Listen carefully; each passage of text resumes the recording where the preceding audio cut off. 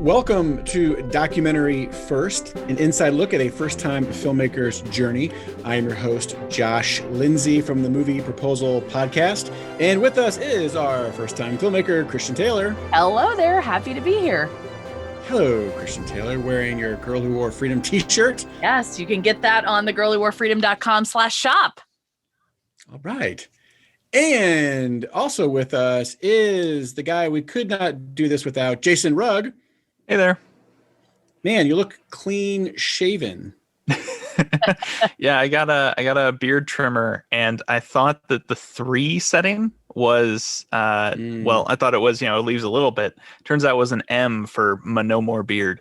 So I just kind of yeah. Whoops. All right. I have nightmares about like accidentally shaving giant pieces off of my goatee off or whatever. I'm like, oh, now I have to shave the whole thing off. And then I wake up and go, oh, it's still there. Josh, I can't fathom what you would look like. It's been so long since I've seen you without your goatee. It's only been 5 years. Yeah, but I can't even remember what you were like before. That's crazy. Yeah, I've only known you with a goatee. Oh, really?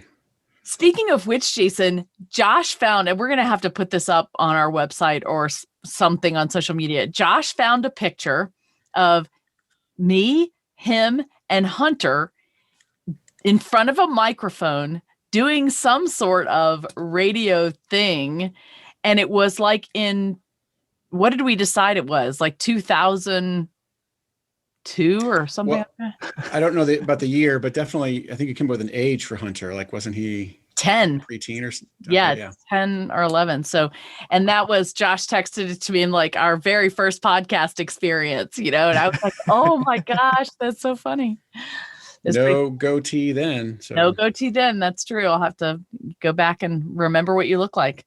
Well, Christian, yeah, you need to update us on the film. Yeah, I will do that. But I do want to tell you one thing. I got an email, you guys, from a listener. Thank you, Jim, who really said one of the things that we needed to do is get you guys to share a little bit about yourselves. So I'll give you a film update, but I'm going to just plug that little idea into your head so that after my film update, you can share a little bit about what's going on in your own projects.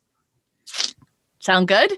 Sounds good. All right. So good. Things are moving along with the film in a really positive way. We announced last time that we have distribution through Factory Film Studios. So we are really excited about that. We hope that pretty soon they will make a public announcement about, representing us or distributing us. And then, the next thing that we're going to now start uploading all these distribution deliverables, and I have a much better idea of all the different things that they need, and we should definitely do a podcast that's dedicated just to that. And then then we'll be waiting to hear what deals they make with different outlets. So the plan is to release our film around D-Day this year. And their job is to go forward and try to first sell it in, to broadcast, outlets like the History Channel, ones in North America and ones in Canada. And so that's sort of the next news we'll be waiting for. What kind of deals are they going to make? So that's exciting. That's super exciting. And then since we talked last, we have been to Montana. And, we were at the Chandler International Film Fest where we got the Best Woman Filmmaker Award. And then we came home for like 3 days, I think, and got back on a plane, flew to Polson, Montana, which is in the northwest corner of Montana. It's a beautiful place where I fully understood why they call it the Big Sky State, because every time I take a picture of anything in Montana, all you see is this huge, giant sky and, some other little mountains and things. So it was a fascinating time. The film festival is run by David and Jessica King. They're a sweet couple who just really love independent film. He used to work at Disney. He's been a screenwriter. They've had films of their own, and they just really love good quality films. And so there were 12 filmmakers actually that were there, which was the most film festival participation we've seen from filmmakers. A lot of really good movies that, I actually have asked some of those filmmakers to come on our show and talk to us about their films. So that was great. And we were just thrilled to win the Best Documentary Feature Award, as well as the Audience Award, which I'm super proud of, because the films were very great, and yet we won the Audience Award across the board, and that's shorts and narrative features and doc features. So that's awesome. Incredible. Yeah. And then while we were there, we found out that we were accepted into the Thin Line Film Fest, which is in Texas. And I think that's going to be happening in March. And we were also accepted into the Port Townsend, Washington Women and Film Festival. And that one's going to be in April. And then we heard that we are still a finalist in the Ferrara Film Festival, and that it's going to be in person in May. So that was new news that we got this week. And one big project we've been working on is, thanks to Sam King in our video department, he's working on the closed caption files. We had to pay to have the closed captions done, but then we have had to edit them and tweak them to make sure they're correct. So that's been taking us some time. That's one of our deliverables. So that's what's been happening on our end. Hunter has been busy working on a super cool donation idea. He is developing these challenge coins that we're going to have to give people at different levels. And we're really, really close. So we're about to order the very first coins. And then we're going to put together a video to explain, the history of the coins and what it means for our donors and things like that. So we're still desperately in need of funding to keep us going month to month. We don't have any funding for March. So we've got to come up with some ideas. So that's all the update from here. Plenty of time. It's the beginning of February. It's like you have so much time for March. It's like a year away. So I don't know. It feels a little intense, if you ask me.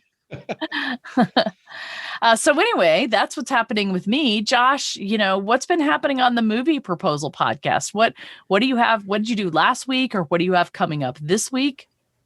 Well, the biggest thing, I'm not sure if we announced it last time, is we're about to do our 100th episode. Oh, you are? Yeah. Yes, we only do maybe 2 podcasts a month. It's not weekly. It's maybe 2 a month. So we've been going longer than Documentary First, but at a slower pace than Documentary First. So we're hitting our 100th episode about the same time, which is fun. We don't have any ideas. I keep suggesting ideas to Jason and Sky, and they just ignore me. And we did get one person suggest, because we have this weird wedding theme. Yeah, why don't you just remind people of that?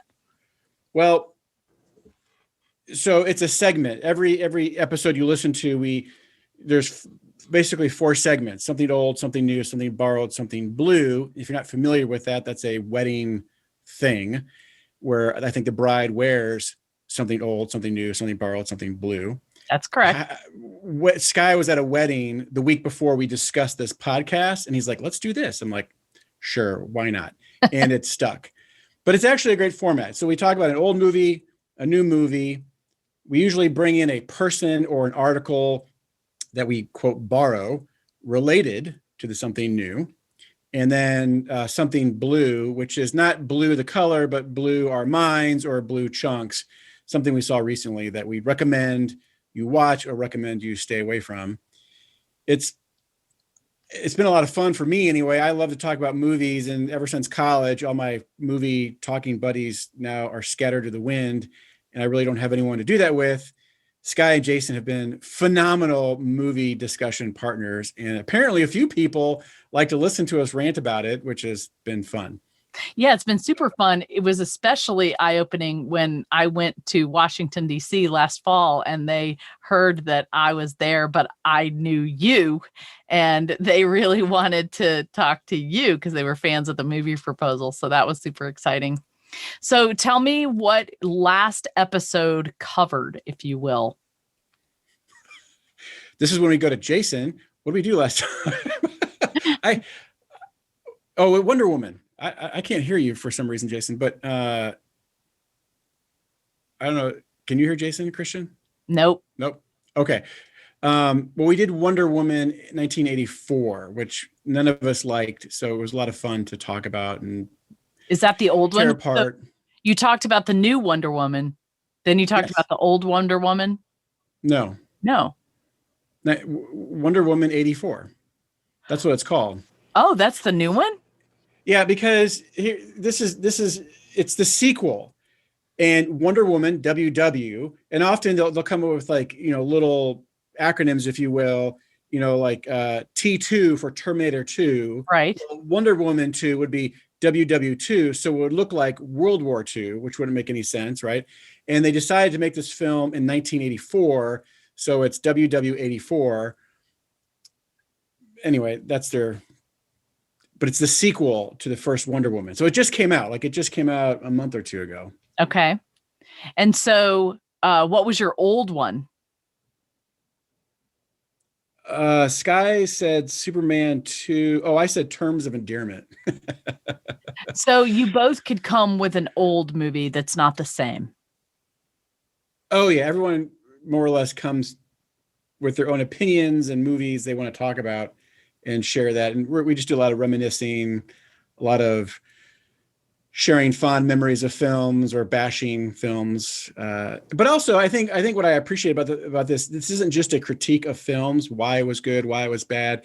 It's also speaking to, like as a father, things will stand out to me. And so I might speak about that, how this particular Marvel film reminded me of, what it means to be a father. And so we'll talk about fatherhood or something, so it's fun in that way because it's not just the directing was terrible because right? We're not that well versed in filmmaking to be film critics. We just like to talk about movies. Well, and what I do think is great about that, honestly, though, especially in the borrowed part, you'll bring borrowed things that I haven't heard of or that I haven't seen before from the past. Not borrowed, the old. And so I just highly recommend people listen to that. So you can find it on any of your podcast streaming platforms. And I noticed also you have a segment of the website at the Holy Post. So holypost.com, there's a movie proposal tab that, goes and you can get some more information. So Jason, are you back online? Can we hear you?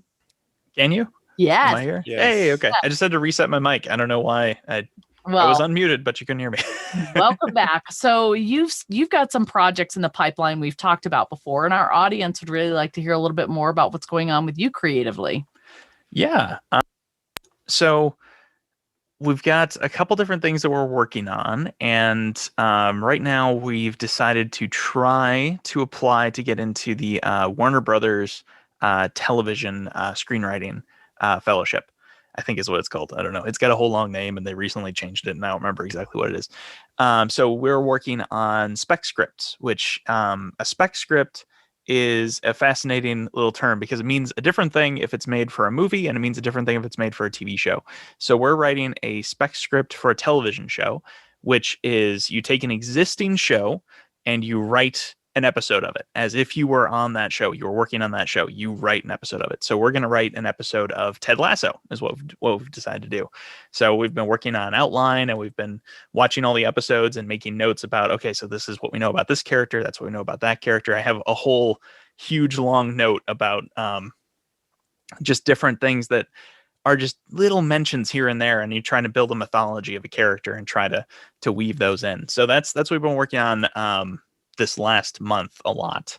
But we've also been writing our own script, which is called Max Shepherd, which is a pretty fun little project. We're excited about that. We just finished up what we're calling version 2 of that and sent that off to some friends in the industry to see what they think of it, see if they want to pass it to anyone or because that's a big thing as a writer. What you try and do is you try to write something, pass it off to someone who is in the industry, and then if they like it, they'll pass it on to some of their agents and managers. That happened with our last project, people passed off our teaser that we'd made for this little show, and all the agents and managers that went to were like, nah, not for me.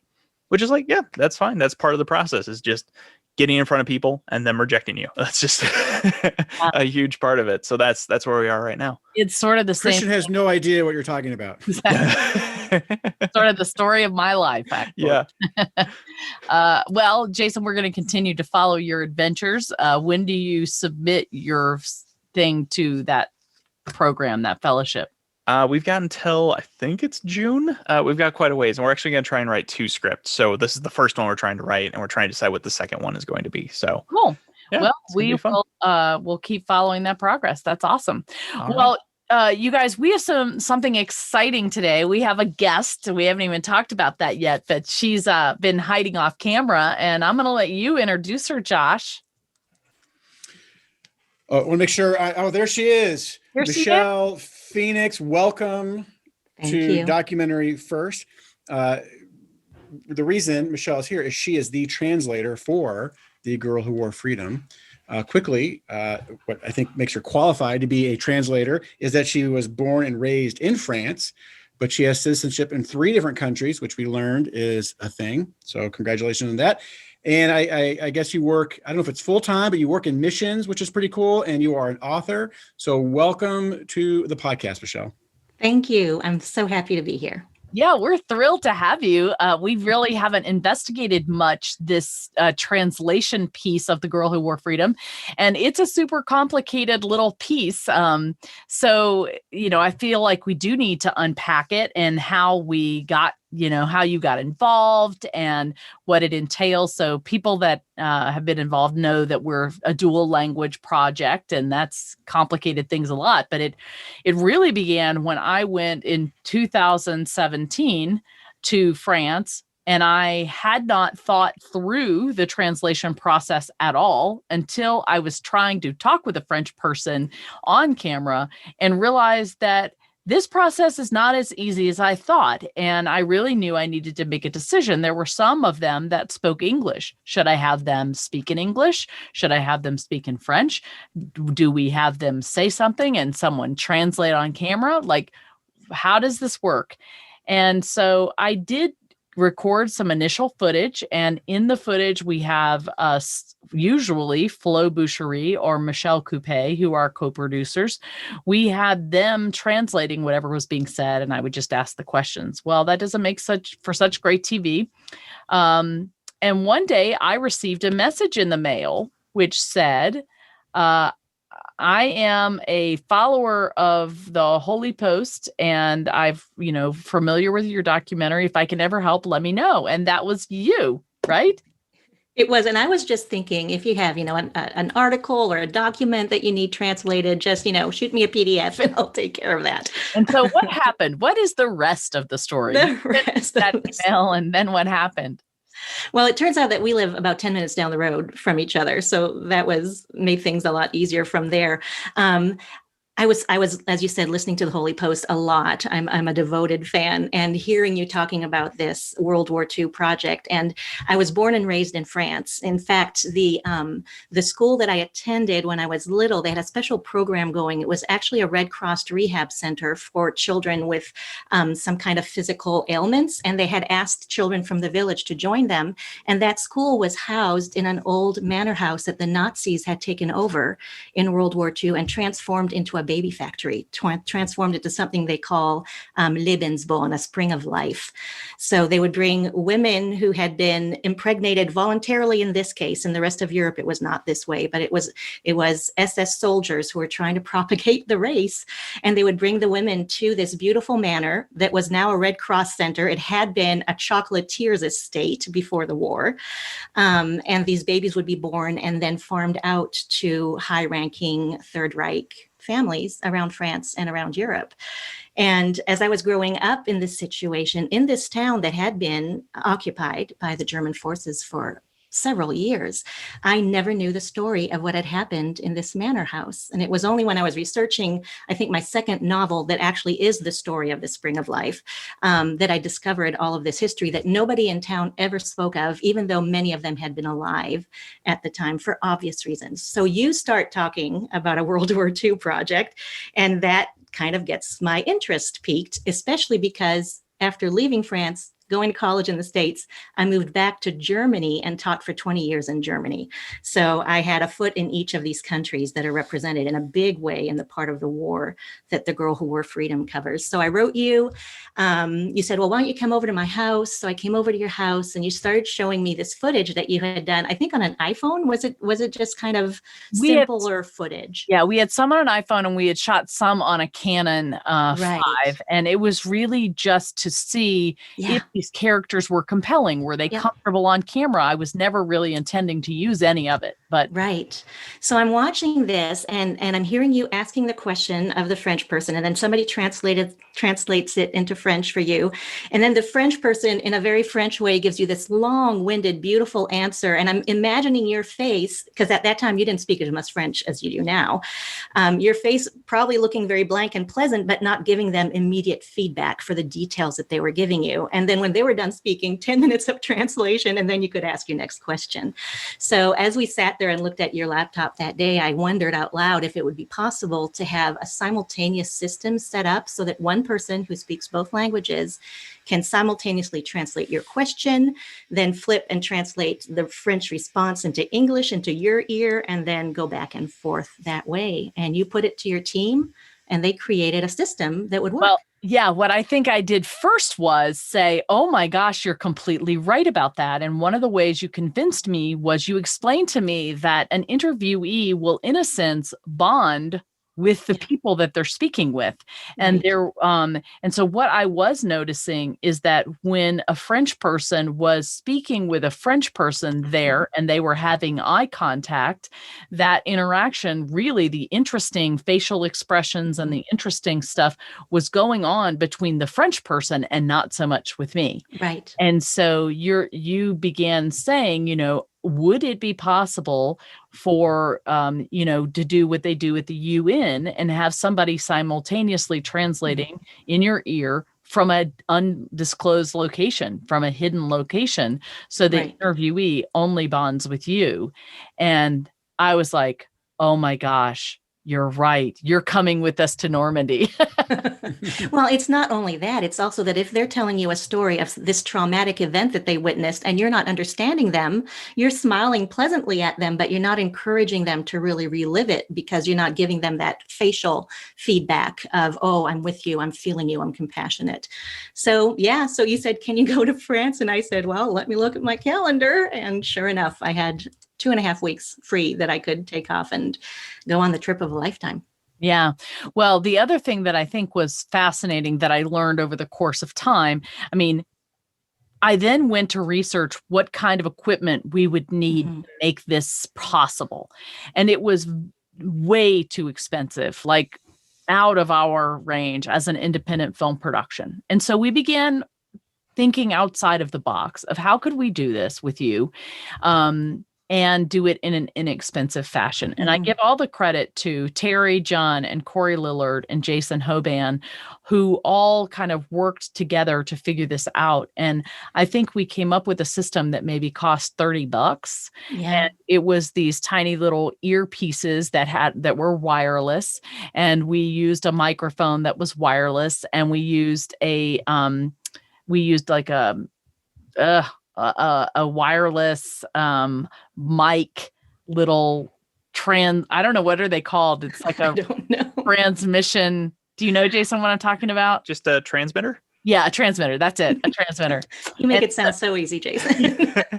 And so we would hide Michèle somewhere close by because the wireless stuff all had to work. We would give the interviewee an earpiece and I would have an earpiece. And I would ask the question and Michèle would translate it into the earpiece of the French person while I was asking it. And then as the French person would answer me, she would then translate to me probably only 2 or 3 seconds behind the time. And the trick was, on my little transmitter, I had 2 buttons, and one button I clicked to talk to Christian and one button I clicked to talk to the interviewee. And I had to keep those buttons flying back and forth during these interviews as well. It was a challenge for my brain that I loved. It was exhilarating at the same time because I had to keep the technology straight and be thinking at the speed French people speak, which is really rapidly, and translating in a way that then you would be able to respond immediately to what they were saying. Well, and there's another level too that people don't think about, because words don't line up exactly, particularly where the French and English are concerned. The French have more words to convey an idea or a story than we would use. So in Michèle's brain, she had to not translate word for word. She had to translate ideas into my language so she's making quick decisions on the fly. And the thing that was so interesting to me about Michèle, I'd had another translator, and even during principal photography, Michèle would switch off with another translator. Michèle is uniquely qualified, in my opinion, because her brain works really fast. And she's able to, in a second, translate things very, very quickly and switch back and forth between the 2 languages. And if you have someone that's not as fluent as Michèle, it is much more difficult to do that kind of switching. So for first-time filmmakers, I think that's really important for you to understand. You know, the person is key. They have to be technically proficient to make a system like this work. They have to be able to be very proficient in both languages. And that not only has to happen mentally in your brain where you're making those translations, but out your mouth as well. You were a quick speaker, and so you made that very seamless. And I don't think I realized that fully until we went back in 2019 and we had dinner with Jean-Marie and Danny, do you remember, on a Sunday lunch? And Bill Ebel came with us. And I was just doing my thing, sitting at the table, translating this ping pong of a conversation that was just racing around the table. And I looked at Bill and his eyes were huge and he was just staring like, is this really happening in real time? And for me, it was just, calisthenics, just having more linguistic fun with the situation. Yeah, Bill had yet to ever go over to Normandy, and so that was baptism by fire for him. Right. I think, I'd love for you to talk about the very first time that we put this technology in practice in real life, because we had it all worked out in America, but it's a wholly different thing when you travel across the country and you're trying to set up quickly. What happened at that first interview with Henri-Jean Renaud? You're thinking of Henri-Jean Renaud. Yes, well, that goes down as my quirkiest memory from our translating. We got there, we set up. This was my first time on a documentary crew, so I was amazed by everything that went into it, the lighting and, everything. And we got ready to start the interview and realized that our system wasn't up and running yet, that it hadn't been all put together on that side of the ocean. So here we are doing our first official interview. This man is the former mayor of Sainte-Mère-Église, right? Is that correct? His father was the mayor of Sainte-Mère-Église, and right. He and his brother have sort of been carrying on their tradition, just very, very powerful. And you're on a time. Yeah, you're on a time deadline too. It's not like you can pussyfoot around here. You got things scheduled and lined up all day, and our equipment didn't work. And so this is what Ken Burns says all the time. When you're making a film, you have to solve a million problems. You have to solve them quickly. And that's what we had to do in that moment. So Michèle is like, well, and be flexible always, which was the theme of my former job. So you sat down in your chair and I sat down. I mean, my face was in your hair right behind you. And I'm whispering as quietly as I can this beautiful interview about this man who has not only memories of the war, but then all the veterans that he's hosted over all these decades since then. And I don't know, did you have to edit out some of my sounds when you did the because we had to edit out me completely. So, that's right.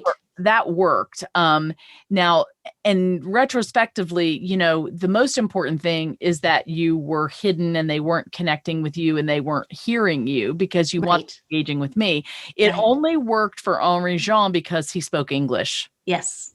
Yeah. Because he then understood my questions and you weren't having to translate for him, really. there were times where he had a few questions and you could just speak up and explain. Right. But yeah, we had to be flexible, and in the end, it did work. But a lot of it was quick thinking on your part, and I give you a lot of kudos for that. It was fun. It was a challenge. So, Josh and Jason, what are you thinking? I mean, do you have any other questions to ask her regarding those things before we keep going? Well, I'm still stuck on the baby factories. Yeah. That was quite a start. Yeah, wasn't it? Pick up Tangled Ashes on Amazon.com. Yeah, so that's your book. It's called Tangled Ashes. That's the previous one on World War II. Yeah. Okay. That covers the baby factory. Yes. Yeah. My goodness. It actually, I need to amend that. It covers the baby factory in the past part of the novel. In the present part of the novel, they're refurbishing the mansion and the castle, and they're finding hints as to what happened in the past. So it doesn't just dwell in the baby factory. Gotcha. You mentioned you were talking about just stories and so forth, and you mentioned your quirkiest one. You mentioned you had just kind of an emotional one. I wonder if you could share that story. Yeah, we were with Charles de Valavier. He owns Brécourt Manor, where famously Band of Brothers had their first really big combat trying to take over an artillery, a battery there of pretty big machine guns. And he had walked our film crew out into the fields where this happened. And I was, as Christian said, I was quite a bit back so that he was connecting with her and not with me, the translator. And he was telling the story about the memories of his father who was shot during the war. And you had Jake with you, Christian. Jake must have been right up next to you at that point.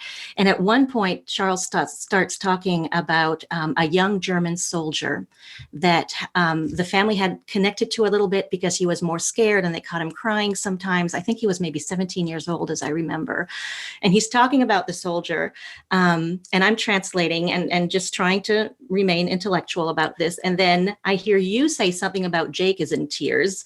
And so I, in my translation, start to cry as well. So I'm kind of blubbering the translation into your ear. And then I could hear your voice cracking. And it just, there's something about hearing a historic moment in a human context, in a feet on the ground, in the grass, among the trees context that really brought it to life in such a heartbreaking way.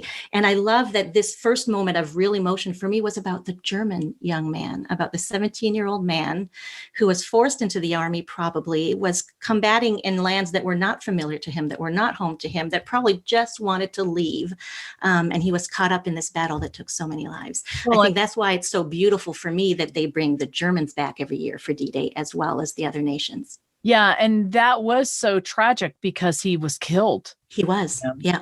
And you know, they had seen his vulnerability and his youth, and I think you know, that was what was so interesting to me, the grayness of the relationship between the Germans and the French in Normandy, because as they would say, the Germans were correct. They didn't want to be there either. They were either the young soldiers or the old men or the wounded. They wanted to all be back home, and they didn't have a choice. They were caught up in this war. And that was not the only moving moment you had. Another one that I remember witnessing was when we were at the soldier dinner town hall, when they were going to divide up all the soldiers to go home with the French people to have dinner. You saw an old French man trying to communicate with Willie Kellerman, one of our veterans. Tell us a little bit about that story. That was our first event, our very first event. It was in Sainte-Mère-Église. The mayor had spoken. These gentlemen, these veterans were going to be sent out to various families. And at the end, when people were just gathering around, I saw this very elderly old man. I found out he was 88, I think, at the time. Draw up a chair next to Willie Kellerman, who speaks not a word of French, and start talking to him. And there were tears on his face, and he had no teeth. And so he was trying to make himself understood in a language the other man didn't understand without being able to correctly pronounce things anyway. And Willie just was so sweet and was holding his hand and patting his hand. And I thought, I've got to help this communication happen. So I got down on my knees in front of them and translated back and forth. And this French gentleman was telling the story of D-Day when he saw two paratroopers land in his this small village, Saint-Côme-du-Mont, you know where that is. And the paratroopers were under such heavy fire that they found refuge in this man's home when he was a child. And then Willie started telling his story of landing. Was he Utah Beach? I can't remember where it was that he landed. Yeah. And then he was taken by the Germans, and he managed to escape during a march. And these two men who have never met each other before sat there holding hands and looking into each other's faces with tears and just telling disconnected stories, but so viscerally connected to each other because it had all happened at the same time in their lives. And I remember at the end of that's the first time that I went up to you. I had no idea what I was getting into when I said yes to this. And I remember going up to you in the lobby afterwards with tears in my eyes and going, thank you so much. Thank you for allowing me to be here for this. Yeah, it was such a, you were in the right place at the right time, and you were able to give a gift. And I saw that happen over and over again. The other one I'm thinking about is when we were at the Exodus. We were filming the Exodus and the march that sort of went over. What's that? The bark. La Barquette. La Barquette. Yeah, we were filming that, and they then march into the town of Carentan, and you saw yet another very old man sitting on the side, just weeping. Tell us about old Frenchman. I think that's the most impactful encounter of my time there. And it was not planned. We were watching, I think it's about 400 reenactors march from Utah Beach through the fields to the town of Carentan. And then they have this big procession through the town center with the Jeeps leading them. And your part of the crew was off on another assignment that day. And I was in Carentan with my camera, just taking pictures. I took pictures of everything during this time.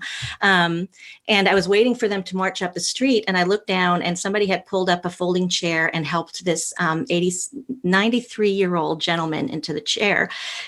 And because I'm always taking pictures, I turned around and tried to take a picture of him. And he looked at me and he said, "You're taking a picture of me?" And he kind of seemed angry. So I got down again next to him and I said, I would love to know more about you. And his name is Albert.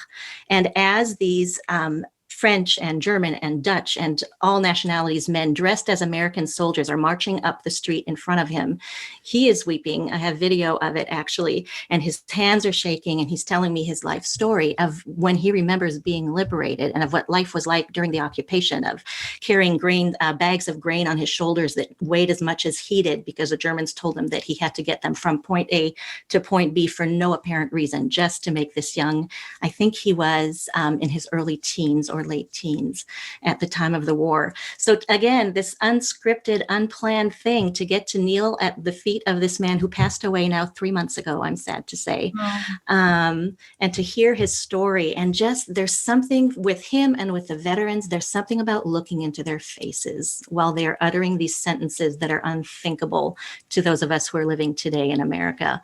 And to see the emotions that kind of wash over their faces and to see their eyes reliving it, it's an incomparable experience. And Albert was one of those for me. He brought home the fact that the French had so suffered until the liberation. Yeah. And I think, what makes this such a challenge for a translator like yourself is that if you're at the UN and you're translating back and forth, it's just factual information. Mm-hmm. But here you are seeing people's faces and you are having to manage doing a job, but there is no way you cannot feel that emotion. And so you're having to manage that emotion. And I think for you, it's even more powerful because of, your own history and how much you bring to the project. The one thing that I found, I used to think when I first started interviewing and doing this film that I was such a horrible, interviewer, because I would get so invested emotionally in the story and I would cry or get emotional. And I used to see that as a weakness. Mm-hmm. And what I then know, looking back at the footage, is that actually that worked in our favor because Absolutely. I was free with my emotion. They gave emotion back to me and that translated on camera. Absolutely. But it's a lot of stuff to manage, when you're in the moment and it's kind of intense. So is there anything else you learned while you were there that you would do differently or that you wish you had or that you wish you would have known? Not really, actually. I think it took us a little while to get into our rhythms. But by the time, I mean, within 2 or 3 days, we had figured out the sound system and everything else. And no, it was such a magical 2.5 weeks for me on so many different levels. And there's just so much that is just engraved in my memory that will never go anywhere. And I came back and I had to put a couple of photo books together with all the stories that I had heard, even the anecdotal ones. When you're just passing somebody at the Colville-sur-Mer Cemetery, which is the Normandy American cemetery, and translating for the school children who were there. So this is something we didn't expect either. The school children come to meet veterans, not on D-Day, a few days before D-Day, because these school children have helped to finance their trips overseas. So this is kind of their meet and greet with these veterans, and they're all instructed to ask questions. Well, the veterans don't speak French, they don't speak English. So I got to be in the center of these circles with a couple veterans on one side and these French school kids on the other, and to translate back and forth for this generation that is French today because of those veterans, for this generation to be able to hear their words from them. And one of the kids at the very end asked, I think it might have been Willie, asked him, what did you learn? What have you learned through the war? And Willie answered, we learned how to die over here, but we never learned how to live. And that is something that just took the breath out of my lungs for a minute.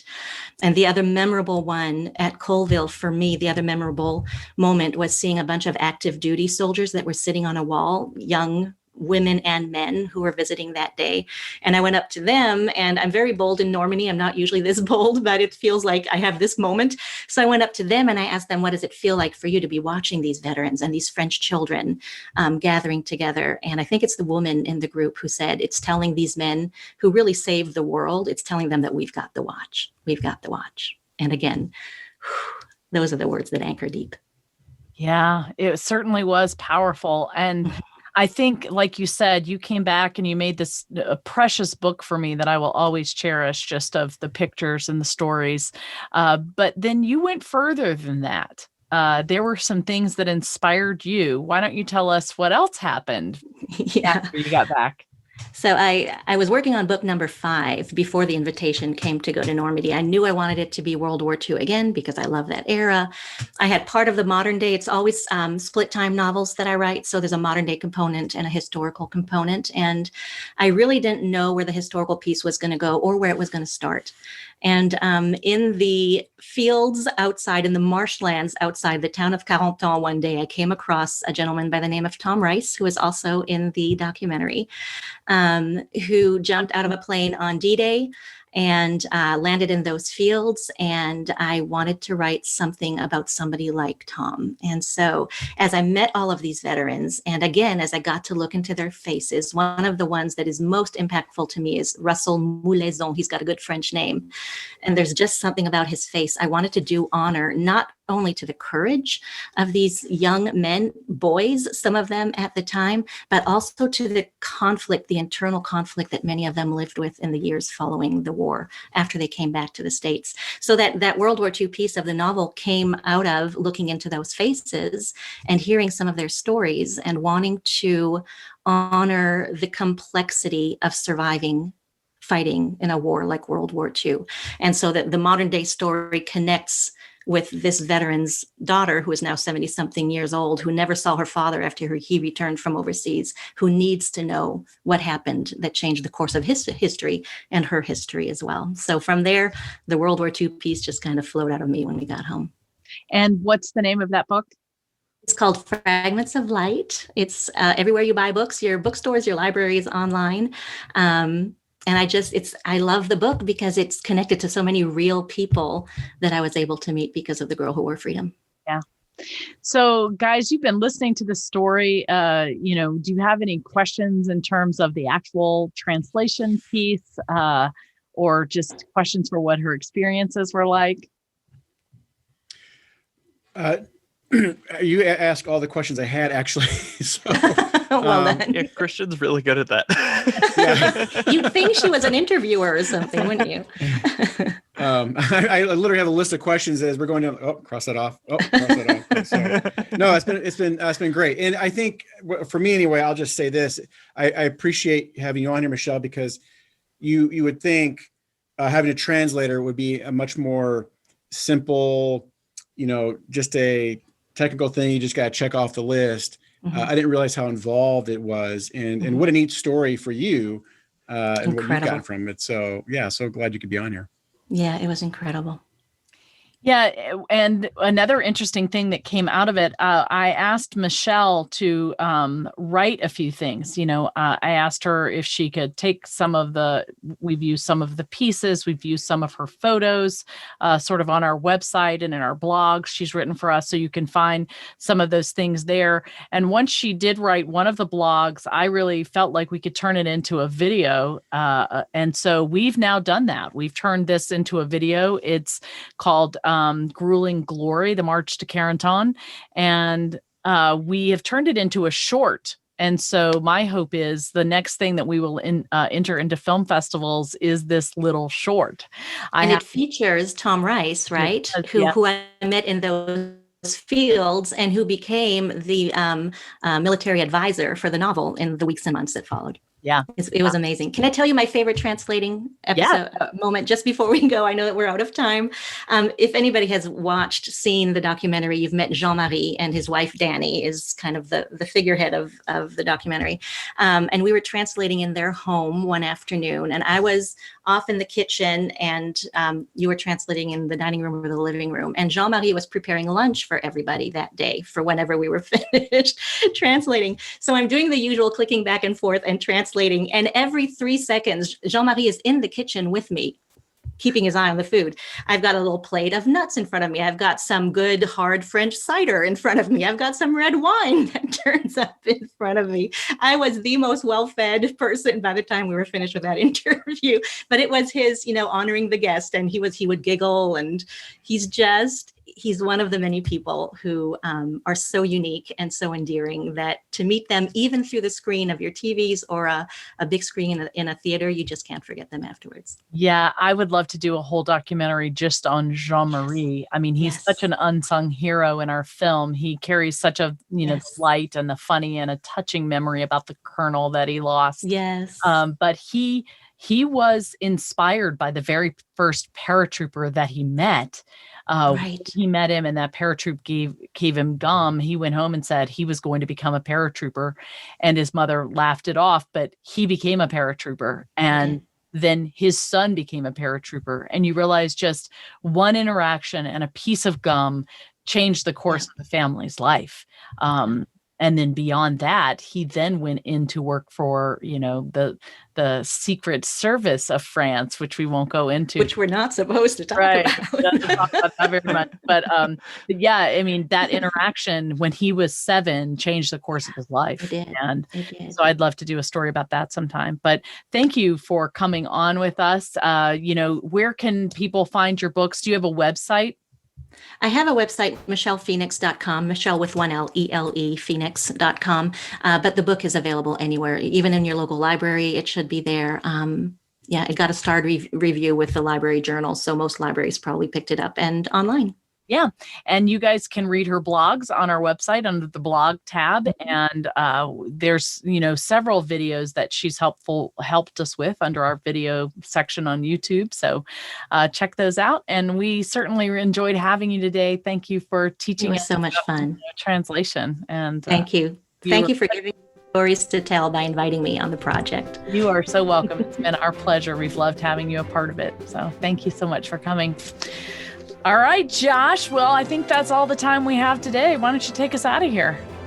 Okay. Well, again, Michèle with one L, thanks for being here.